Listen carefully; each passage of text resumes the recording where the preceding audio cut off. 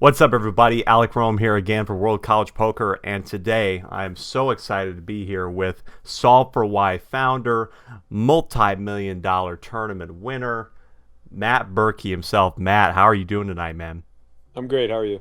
I'm good, and I'm just excited. I mean, what we have on the horizon at World College Poker, and what we're so excited to be partnering with you for this main event coming up on June 24th with a worldwide audience and college players from all around the world.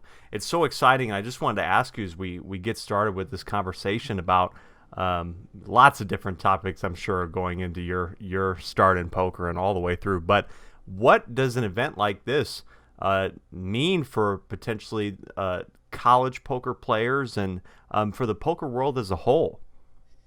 I think these events are unique to 2021, let's say, Hmm. the current state of poker.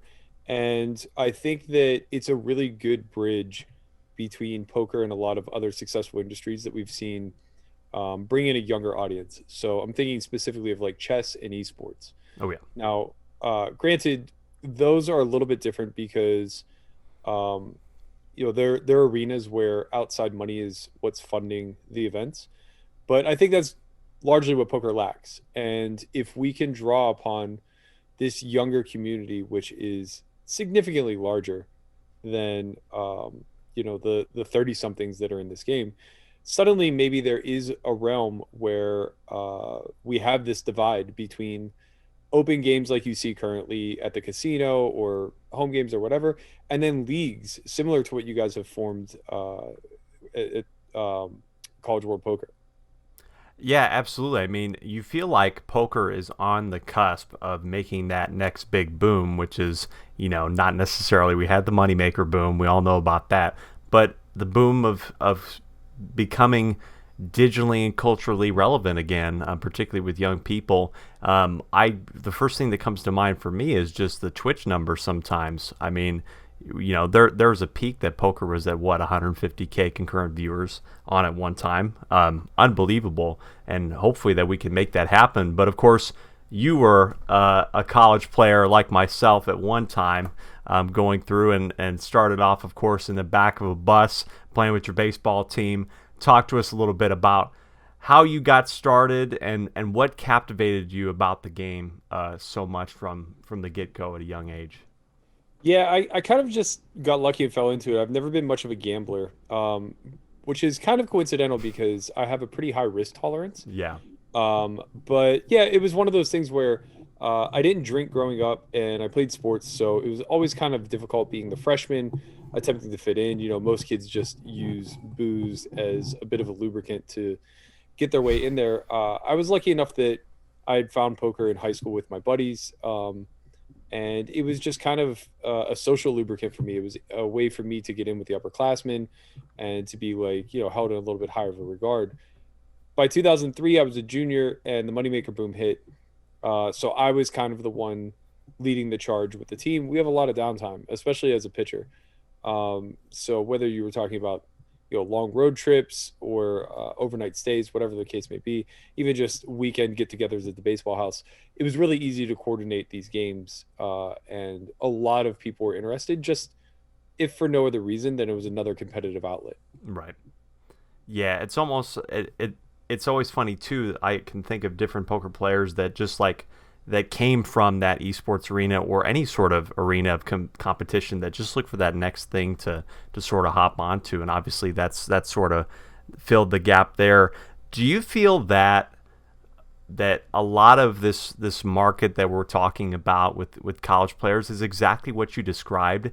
It's like people that are interested in the game and find it intriguing, but don't take that next step to maybe learn more and kind of dig deeper. Well, I think the big challenge is the barrier of entry, right? So the big thing with esports, chess, and a lot of other competitive realms is the barrier of entry is relatively low. You just have to Hmm. buy a game or a console or whatever, or Yeah. even simpler with chess, you just have to get a board and some pieces. Um, it takes a lot of money right now to learn this game, and it's a very expensive hobby, if you will. So that's why I think like we need to shift our model a little bit and get away from the traditional the player takes on all the risk and reaps all of the reward. Um, Golf, I think, is a really good example of a model that could potentially work in poker, where you have the amateur ranks and then you have the professional ranks, and both are heavily incentivized by outside sponsorship, tours and tournaments, and things of that nature that could potentially lead to big payoffs for those who really study their craft and get good. Right, and I was going to mention, of course, that you were talking about that sort of barrier entry and how much money it costs. But of course, you, after all your success in tournaments, high rollers, all that sort of thing, decided, hey, I'm going to create Solve for Why, a training site dedicated to sort of getting people out of their very transactional, I'll send you a hand history and you tell me whether or not it's good or not sort of thinking. What inspired you to initially get started with that and sort of find a different way to make impact within the game of poker? Uh, well, partially that I kind of blazed my own path in this game, as most people my age have. We Mm-hmm. didn't really have people to look up to. The old guard of like Negreanu and Antonio and Helmuth and all these guys, they were in their late 20s, early 30s whenever we were coming up, and they had no interest in helping the next generation. So we were all kind of collectively figuring it out on our own. And I think my generation was probably the first to begin to crowdsource that through forums and eventually through training sites like Card Runners being one of the original, and Poker Stocks and things of that nature. So when it came time for me to, in my opinion, kind of pay it back a little bit, I was at a point where I was playing high stakes and my hours were just drastically cut. Like, when you're playing these private big games, you might only get 25 or 30 invites a year. So now suddenly you go from playing 1,500 hours a year to like maybe 500. But the return is so great that that's good. You're happy to sacrifice those additional hours. You don't need to really fill the void playing smaller stakes. You're making enough in the high end. So I wanted to get good at other things, business being one of them. Um, and I think that you kind of mentioned getting people away from the transactional side of things. I think the problem that I recognized in this industry is that it's cutthroat to a fault. It presents a zero sum game where everybody's incentivized on to some level to be a bad actor, right? So the original way that No Limit Hold'em and other forms of poker were touted was a shady barroom backroom bar game where if you weren't cheating, you weren't trying. People died Yeah. over hands. You hear a lot of these Riverboats. stories from Yeah, Doyle. riverboats even to the Yeah, 1800s, right? Yeah. yeah, yeah. So you hear a lot of these stories about Doyle, and it was just about being the sharpest, wittiest, smartest gambler in the room. It wasn't about having fair edges. It was just about having edges. And I think that really spilled over into the generations to come. We're just doing it in a much more tech savvy way. So you see a lot of things like RTA taking place online, and a lot of multi accounting and ghosting and things that can't really be policed. So when something can't be policed, the community just deems it okay because fair turnabout is fair play. I really don't believe in that. I'm very much of the cooperative mindset, where I think that the way to truly take bad actors out of an industry is for good actors to cooperate together and push that narrative. So when I developed Solve for Why, the hole I was really trying to plug was twofold. Number one, I wanted people to have a platform that challenged them to think a little bit deeper about the game and spots, because I really do think that this is one of the greatest training platforms in life that anybody can have. It mirrors so much of everyday life through variance and the problem solving aspects of it. So I really wanted to get to a root cause analysis phase where it wasn't just about mimicking a strategy anymore. It was about delving into why strategies exist and why certain things are incentivized. And then piggybacking off the incentive thing, I wanted a platform that promoted the health of the game moving forward, that promoted cooperation over exploitation. And I think we've done a pretty good job of that. I think that it's crazier now than, or maybe I should say it's more polarizing now than it's maybe ever been in my career, where there's just a hard line in the sand between a small group of people who are seeking every edge available versus the wider collective that maybe to some degree has blinders on, maybe to some degree is just trying to pay it forward in a positive manner. But the community definitely needs a lot of cleaning up right now. Right, and there was an article that I think maybe in 2013 that you had talked about that you, like you said, when you started off in the game playing with your baseball team, that it was experiencing a lot of social growth in college, but at the same time, poker itself is an antisocial game. Do you can both be true at the same time? Are both true in the current state that we live in, that poker can be a social game where you can experience growth, but also it is very antisocial? Um, yeah, I think it is what you make of it, right? Like, I was very much of the lone wolf approach, for better or for worse. But conversely, I'm not very antisocial. Like, I grew up an athlete, so I'm used to large collectives and things like that. Hmm. This is a mind sport, and I just felt like nobody knows my mind better. And it became a little bit difficult to lean on a community, especially when you're a little bit of an against the grain kind of guy. But that said, you look at somebody like Landon Tice, Of who has course. just done a fantastic job, like networking through. He's it's wild because he's friendly with literally everybody, but he doesn't take that to the felt. Like, he still has this competitive spirit about him, where there's no ego involved. He's just going to do his best. He doesn't care if he's playing against friends or whatever. I'm not really like that. I'm emotionally charged to some degree. Losing a pot to my friend feels worse than losing a pot to a stranger. That became very difficult to kind of differentiate between. So I think it just matters like who you are and what you want to get out of this game.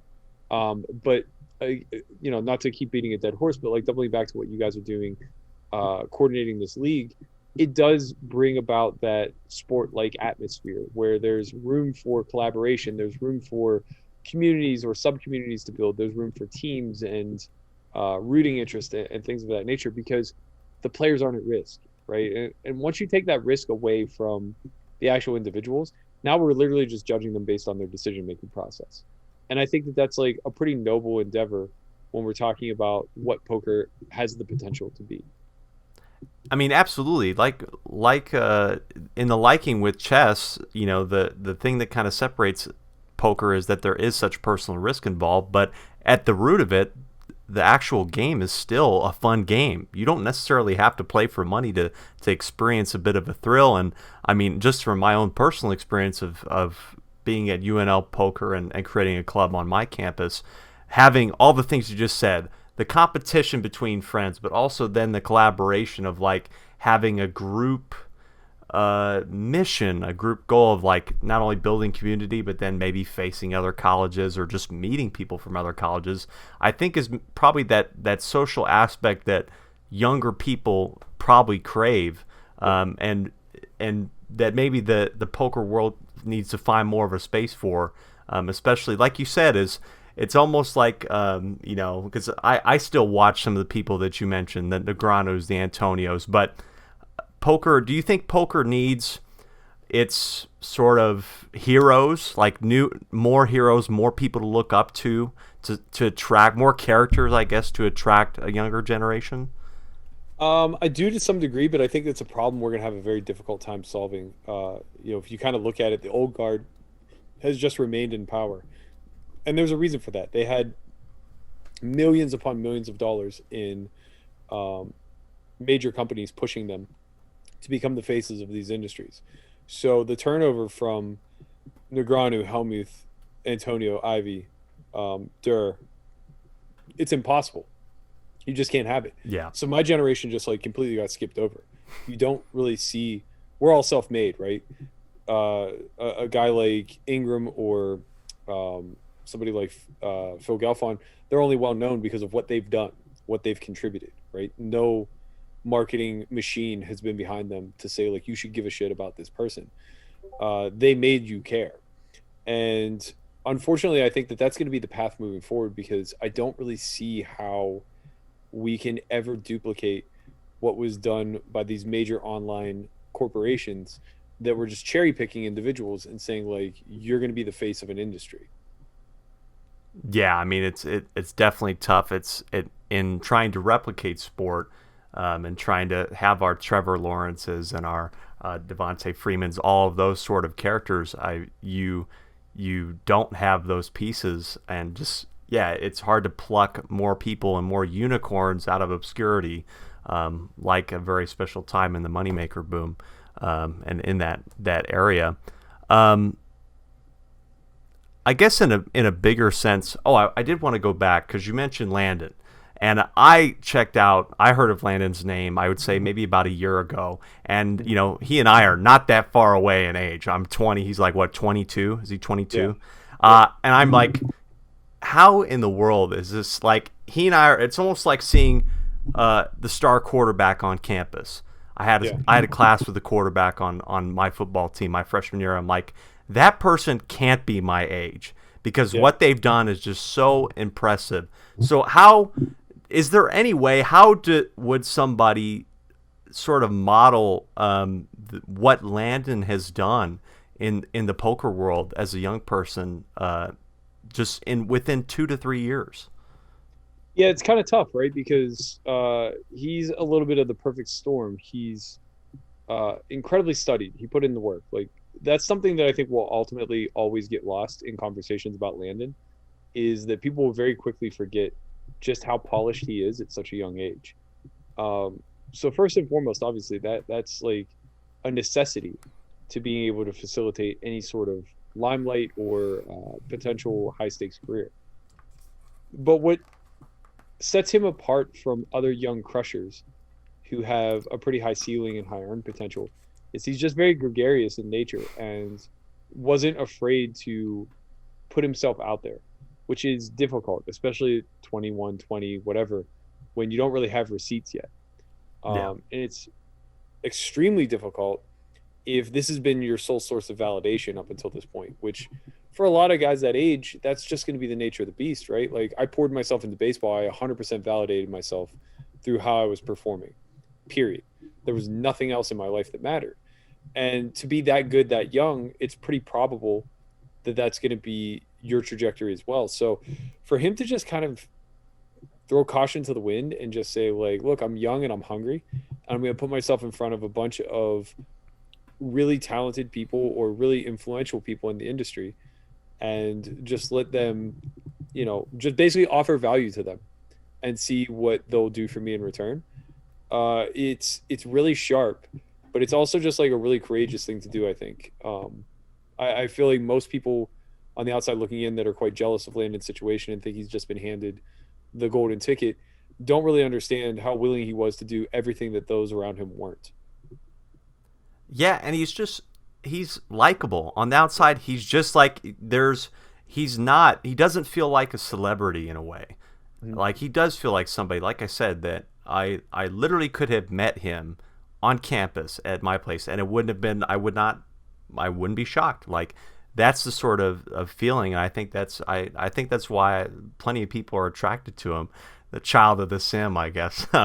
Yeah, but on another note, in that way, kind of going back to your youth experience and maybe what you carried from that, is there anything, you know, even though you didn't necessarily use that computer science degree or anything like that, what do you carry from your college experience that you still use to this day, as a pro player? I think there's a lot actually. All the baseball stuff aside, is I think that the analogies between baseball and poker are pretty clear. Um, what I really learned about myself specifically through both poker and studying computer science is that I'm very much a big picture guy. I'm an idea guy. I'm a 30,000 foot approach type of person. It showed in my computer science. I loved writing the algorithms, right? That was very enjoyable to me. Taking on a problem, coming up with a workable solution, and just like sketching out the broad details of what it would take to get there. I hated the programming. I wasn't detail oriented. Yeah. I just absolutely despised every single bit of syntax. And I'm like this in the way that I write, in the way that I speak. Like I'm very sloppy when it comes to nuanced detail, but I'm very nuanced by trait. So it's a weird juggling act that I go through. But knowing that about myself, I think that it allowed me to get ahead of strategy trends for the vast majority of my career. Now, obviously, solvers have kind of taken the creativity out of strategy construction now, and it's more about just putting in the time, effort, and work. But there's still these elements of following the scientific method and just asking bigger, broader questions that you can get data on by running these spots. And I think that that's where the majority of the community is probably failing, is they're not very good at asking questions to a machine that is limited by the scope of variables that we put into it, right?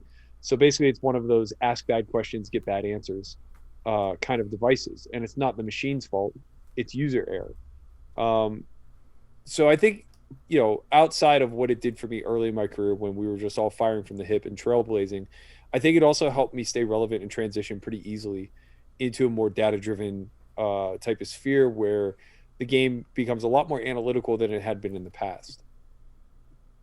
No, I think you put it exactly right in the way that there we can there's such an interesting intersection of like we're trying to find ways to solve the game, but also there's just so many things that a computer cannot even understand. I mean, there's also an art to the game. The whole part, as we mentioned, the part that I'm sure we've all been missing through COVID of playing live is that interesting almost energy and those extra little factors that come into the game that I think is still what makes it attractive. You can do lots of things to prepare and look at all of the spots, look at your ranges, all that, but there's still that part that's like, I have been in this spot before. I know what this feels like, and I just have a feeling. Still do you tend to fall back on any sort of gut feeling, maybe based on experience, or do you still, at the end of the day, if you're stuck in a 50-50 spot, are you still data driven? Are you still, I'm going to go off of the numbers? Yeah, I mean, I'm still big into deviations. I think that there's just so much readily available information live that isn't necessarily available online. You can categorically label people's tendencies, people's profiles, their archetypes. You can't really do this accurately online without a ton of data. And when you do have a ton of data, this is exactly what good players do. They take note of that data and then deviate accordingly. So I think we as live players would be remiss to just constantly call our zero EV bluff catchers at the frequency we're supposed to in situations where we're clearly up against an opponent who's not bluffing enough, right? Identifying these trends and finding hand candidates that should fold early on but just can't because you picked up on a betting pattern from your opponent, or a certain physical tell that you find to be reliable because you've taken the time to baseline it against his other physical mannerisms. All of this stuff is just worth a ton of EV, and it gets you to the degree of really increasing your bottom line. So sure, you're going to be wrong sometimes, but just understand wrong is relative, right? Losing the pot is not necessarily wrong. Much like if you follow the data and just call, 40% of the time with a zero EV bluff catcher as you're supposed to and get shown a better hand. Well, you weren't wrong, right? Like you just Yeah, lost. yeah. The same holds true. We have to be very careful not to fall victim to confirmation bias. There are a lot of negative feedback loops in this game and very, very few reliable positive ones. So the idea of winning and losing being some sort of metric as to whether or not we make correct decisions is obviously incredibly false. Right, and that's a tough. It's a tough mindset to get out of because in our business world, the world around us is very much dependent on winners and losers, Yep. clear results. When really it's almost like the game is more about achieving a state of enlightenment, maybe. Oh, Yeah. yeah, in a way, just like I feel enlightened by the fact that I have a right framework of mind to make decisions. Yeah, there's a certain aspect to just like being locked in. And it's not that all your decision making becomes automatic. It's just more so that you can very quickly identify when something is foreign, right? So you can very quickly identify that you're in a spot that you haven't studied, or that the strategies that you have ironed out don't necessarily don't necessarily transpose into this certain position. And when you're locked in, that's your clarity, is knowing that you don't know, and now just giving yourself the freedom to operate off of previous heuristics that you've created, previous observations, your intuition, and all these other elements that are there whenever your preparation kind of fails you. I'm with Matt Berkey here with S4Y, Alec Run with World College Poker. I did want to get to another topic that I know that you maybe are exploring or trying to get into related to college players, and that's some seminars. I know that you might be interested in sort of talking to college students and clubs. Tell us a little bit more about why you wanted to do that and what you're interested in doing in the future. Yeah, I think that I kind of just accidentally fell into speaking to some degree. I don't know that I was ever necessarily meant to do it, but as we developed the academy, I greatly grew to enjoy the teaching aspect of it. And then from there, I had a few opportunities to actually go forward with speaking engagements. One being speaking at my alma mater, just about taking a non-traditional career path. Another being totally off topic, doing a speaking presentation at San Francisco Recovery Summit about being a child of a parent who is heavily involved in addiction.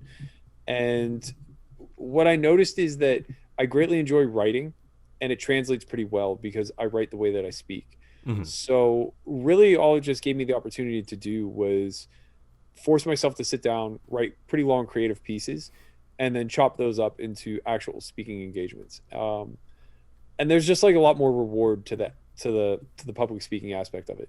You get to see the audience as they're consuming your topic, right? You get more real time feedback. You can kind of play off of them and go down rabbit holes that maybe you didn't intend to, or steer clear of certain subject matters that you were pretty positive you were going to talk in depth about. I still really love writing, but it doesn't have the same reward to it. It doesn't feel like as big of an event. It doesn't necessarily give you the same feedback that you get whenever you're just addressing an audience in real time. And then I guess just like lastly, with what we're doing at S4Y, eventually I want to get out of this industry, or sorry, let me rephrase. Eventually I want to get into other industries as well. And in order to do that, I'm going to have to be the bridge between root cause analysis and other experts. So it's very important for me to be able to interview. It's very important for me to be able to communicate with experts in other fields, even if I'm not personally an expert. And I just think that these skills are, lifelong ones that will always serve me. And applicable across multiple different academic disciplines. And I guess on that note too, you know, there will be college players that maybe play in a World College Poker event, or even as COVID fades away and we have a World Series of Poker, or just a local card room that want to try poker for the first time, or maybe that have been interested in. What do you think is the major selling point in terms of lessons that a young person can learn just by playing the game? I think that really, I'm going to keep doubling down on this, but really it does come down to root cause analysis, right? Mm-hmm. Learning this game just thrusts you into a problem solving mindset. And there are two ways you can approach it. You can go from the what and the how aspect, just quickly identify what my problem is and how can I slap a band-aid on it to fix it. And that'll serve you in the short term, but you won't really learn any of those first principles necessary to build a backbone to a strategy, right? And the same holds true in life. You can get a bunch of, a bunch of idioms and pass down folklore of how you should live your life, and you can build this framework off of traditional thinking and what your parents think a well-lived life should look like. Or you can kind of sit down, get introspective, ask some big tough questions, try to get to the root cause of happiness, of sadness, of success, of failure, of demise, whatever. And as you're able to be a little bit more existential and arrive at some conclusions, I think that you'll find there's a lot more fulfillment there. Same holds true in poker. It's just the fulfillment side of it is actual EV, right? You're winning more. Yeah, I mean there's there's almost a fulfillment too that applies to, like, when I can take a poker sort of like framework or something, a moment that I can remember, and somehow apply it to better my life. It's so weird because it's like I swear I tell people, I'm like, you know what? I'm sorry to bring up a poker reference again. I only do it, all the time, but it's like you feel that change in decision making have an impact and a ripple effect all across your life, Well, I which think is what this game forces is process-oriented thinking. You can't care about the goal or the result. So you deviate away from tangible metrics. And that's really critical because that's why you're drawing all these parallels and analogies, right? Because in life, oftentimes we're conditioned to chase the goal, chase $1 million, chase a nice car, chase a nice house, a white picket fence, a wife and kids, like chase all these tangibles. And what we often find is that the goal leaves us feeling empty. Because if we do it by any means necessary, and this is going all the way back to what I was saying earlier about cooperation versus being cutthroat, if we do it by any means necessary, the process is meaningless to us. So all that matters now is the result. And if the result in and of itself has no greater meaning, then it itself becomes empty to us too. So I think poker is like the number one breeding ground or testing ground for process oriented thinking, where now when we go into our everyday life, it's the process we're invested in. And the goals are just milestones along the way. It's like, oh, great.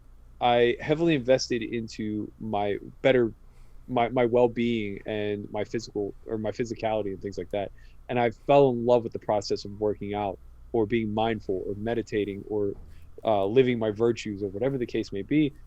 And suddenly I look around and I'm just blessed by a bounty of wealth, right? I'm in better shape. I have close friends that I can trust. I don't have issues with relationships, right? I have wealth because I've chased my purpose and my processes in my everyday life when I'm trying to make money too. It just applies in all realms, and I think that those who are in it for the short-term gains miss probably the greatest lesson that the game has to offer. yeah, and I think I'm grateful too that I started playing the game for no money, Yeah. for nothing but the glory or just like the feeling of making the right decision or making that big play. Like I said, Mhm. I'm also a golfer, and it's like that one shot that brings you back. That's the feeling that I think is paralleled in poker. That one hand, that one moment, where you're like, damn, I put it together, street to street, to make the right decision and make the right move. Yeah.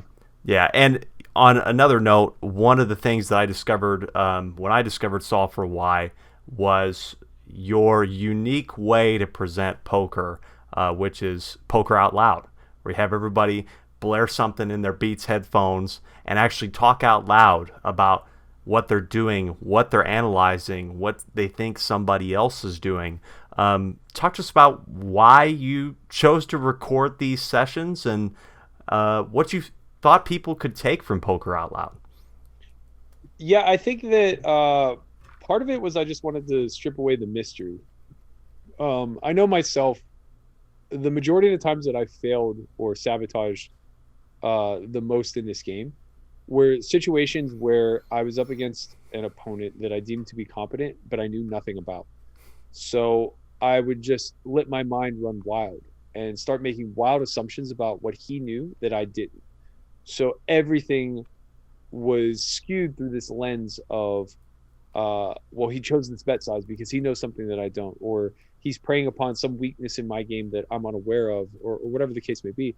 And I would ultimately just like, succumb to a guy who probably is just like everybody else, not bluffing enough, only aggressing when he has it, that type of stuff.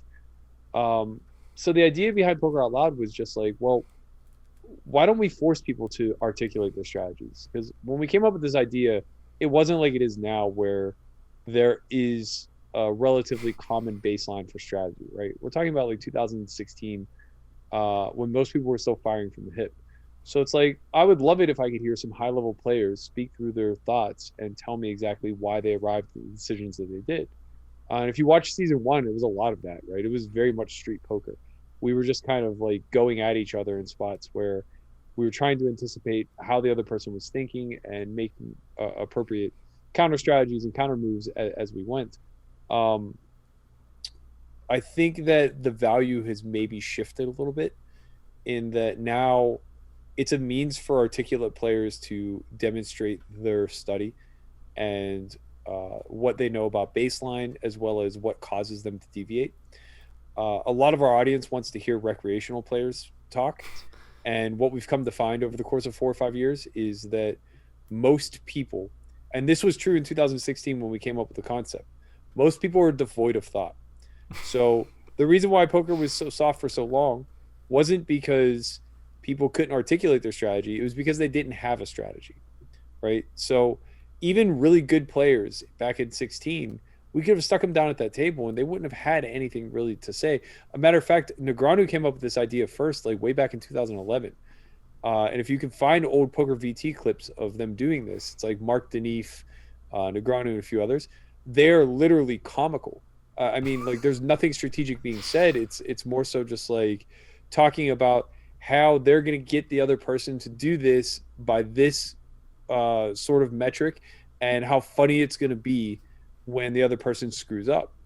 Um, so I think that it's been really enlightening in the sense of everybody's working far less hard than they're signaling via social media or their small little clicks or whatever the case may be. Very few people are nearly as studied as they project themselves to be. Even fewer can articulate that study in a coherent way. Uh, but yeah, I'm super proud of this product. I love what it's turned into. I think that it's going to have many more evolutions moving forward. The on second thought product that we've created off of it has evolved into what I think is like one of the strongest pieces of training material that we have, where we are kind of combining those real time thoughts with solver study and basically seeing where the humans disalign from the equilibrium strategies and what that basically does to a real world scenario. Yeah, I think I totally agree. It seems like the perfect combination. I just saw the advertisement you guys put out for On Second Thought, and it seems like the perfect combination between, okay, you get to see the street poker, you get to see the interactions between people and the history, and then what does the computer say, and then you get to sort of be like, okay, well, which, not necessarily which one's right, but how do they work in tandem? I Yeah. guess how do they work in tandem together?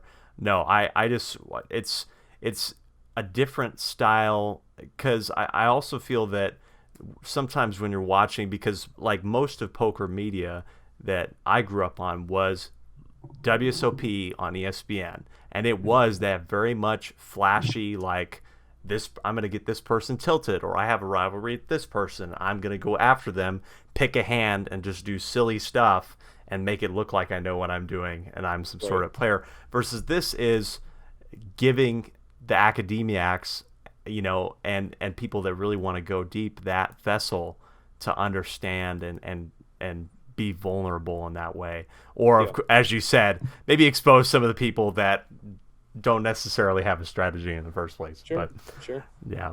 Um, I guess as we do wrap up some things, I did want to go back. Like I said, we're so thankful that S4Y has come on to be a partner with World College Poker in this endeavor, and hopefully long into the future.